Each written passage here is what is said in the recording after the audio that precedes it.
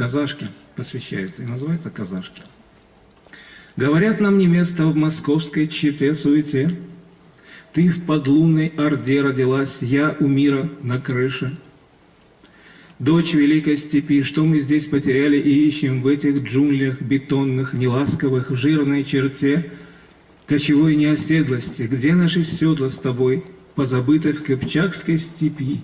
Где буран табунится, где примятый ковыль, и купается в нем кобылица, и волной дрожит, и щекочет нас влажной губой, там ветра ворожат, и сшибая стенгрит, обед вечный бой продолжают, и маками степь осыпают, прожил век волкодав, и разбухшая морда тупая отступила, волчица со стаи пришла на обед.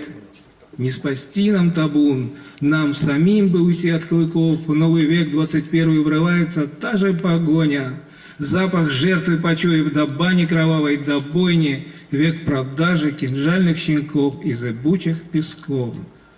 Но, однако, недолгим союзом с тобой я горжусь. Разве в дни роковые Москву не спасали мы джузом, чтобы брови твои, нисходящие к точке союза, вовлекали великие луки в пленительный джуз?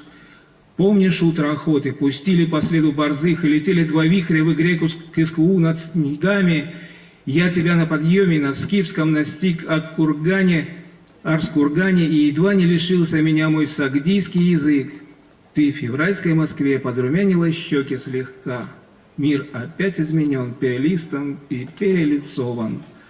Но хотелось бы вновь оказаться под шубой песцовой, даже если опять я на время лишусь языка. Я в трамвае за миг по снегам и векам пролетел, и свою остановку тебя же не выдал и мускул.